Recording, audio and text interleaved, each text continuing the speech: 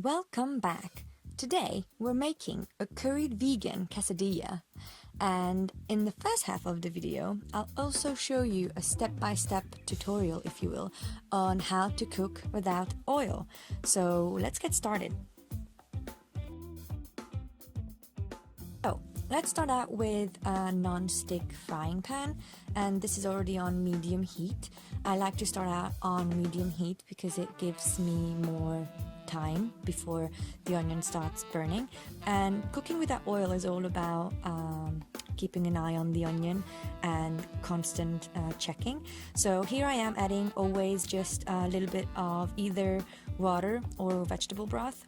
In this case this was vegetable broth, and I like to add 3 tablespoons at a time because that's not too much, not too little. And here I'm measuring it out for you because normally I'm just splashing it in, but for accuracy, measuring it out 1 teaspoon at a time. So you would want to keep an eye on your onions because the liquid will evaporate, and you just want to have the onions burnt a little bit so that they get really nice and brown and they start really caramelizing.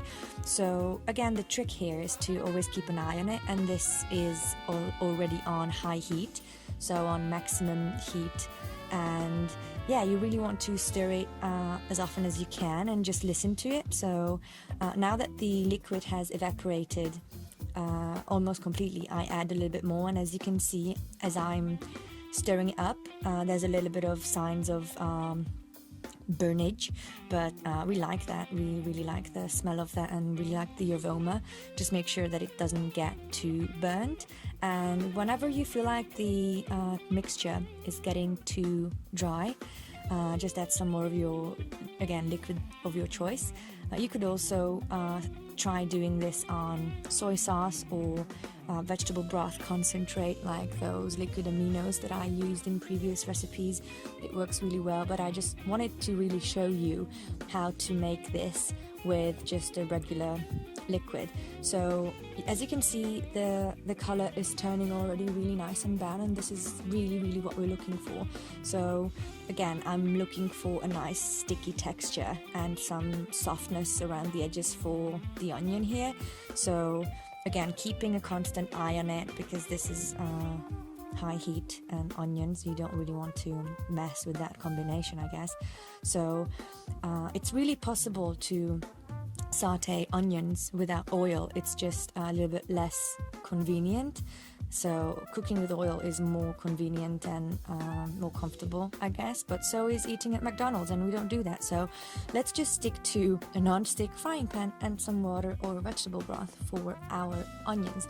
So as you can see, this is the result that you're going for. Some of that residue on the bottom of the pan, and a little bit of the burnt onion color. So always add more liquid once you're finished with the onions, so that anything else you add from this point on doesn't get instantly burned. And whenever you're ready, just take the heat down a little bit and make sure that nothing is really bone dry. So yeah, this is all on the onion front. And for the next step, we add the garlics for the quesadillas. So once you are like 95% done with your onions, then add the garlic, because garlic, when burned, and garlic burns way easier than onions, it gets really bitter. So just make sure that it's the last ingredient you add once you're ready with the sauteing of the onions. And once that's all nice and mixed up, and you like the consistency and you like the smell, oh, I love the smell of freshly sauteed garlic, it's the best. And once it's really nice and combined and you gave it a little bit of time on the lower heat, then we can go ahead and start making the quesadillas.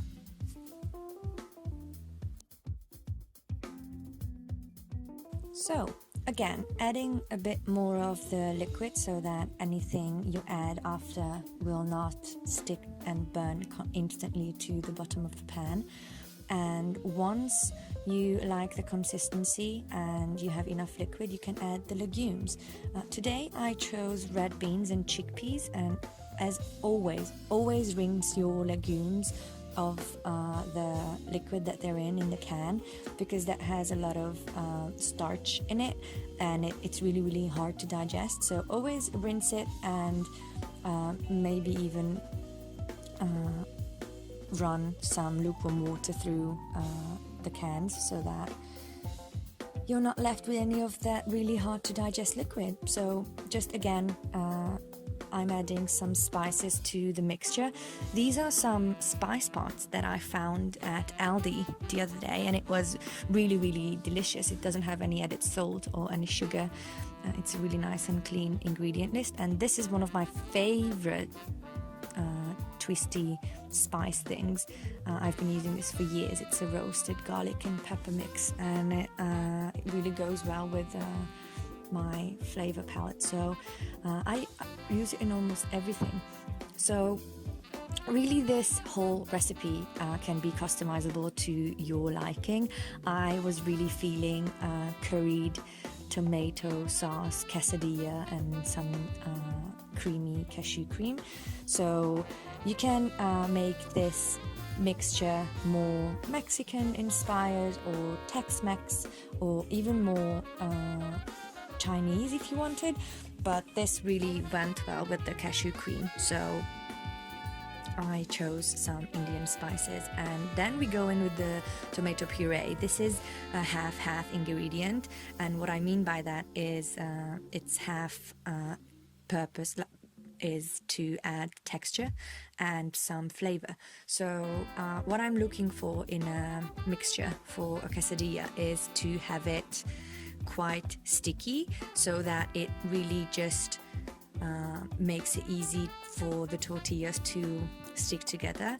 So I'm only using a half tube of the tomato puree, and I'm just checking all the way through once it's mixed if I like the consistency or not, and more often than not I'll add more liquid to it. And at this point I would really recommend using vegetable broth, because that really adds a nice depth of flavor to your recipe.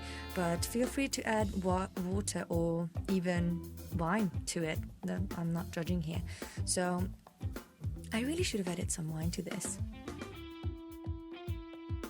So now we need to let this simmer for 10 minutes on a lowered heat.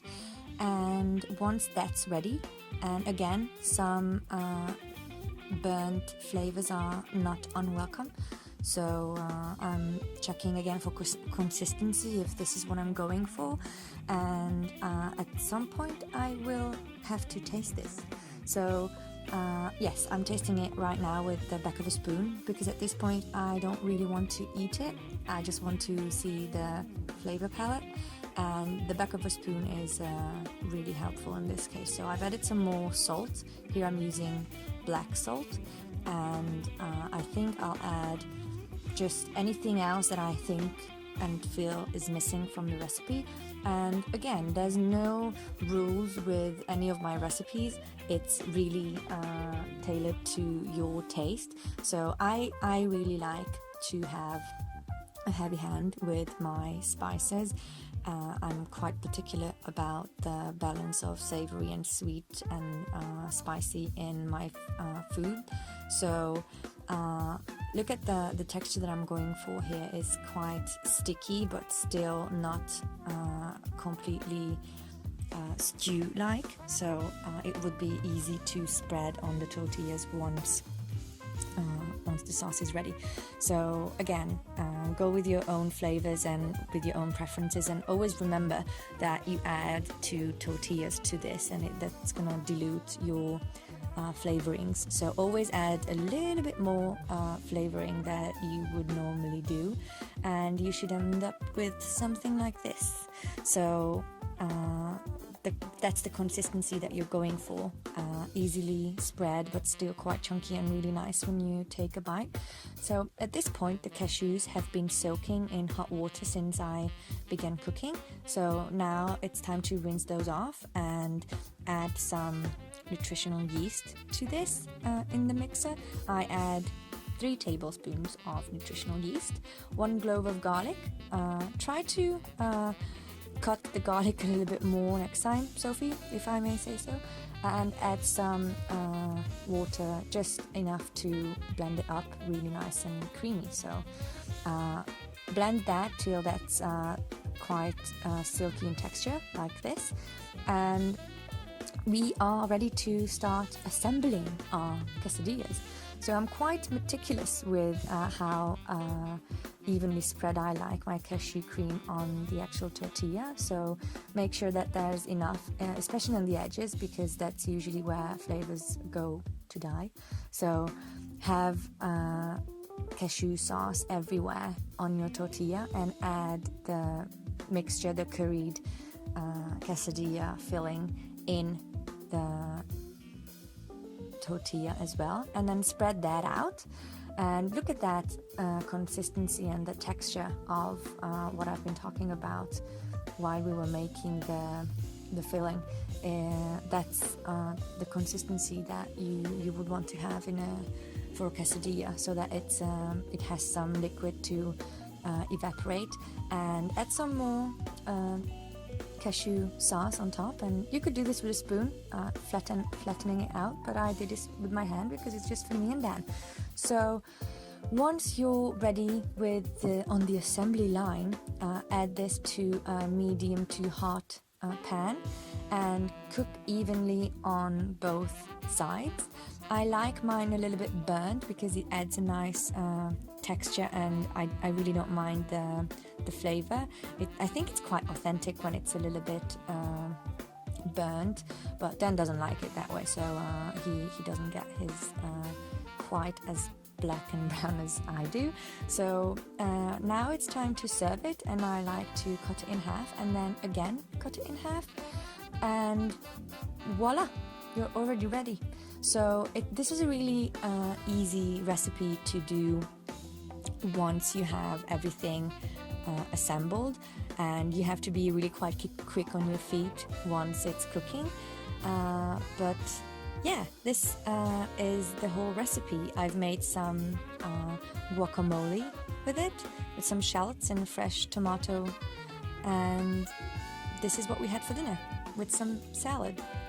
I hope you guys enjoyed this video, and let me know if you will try this. And until next time, thanks for watching.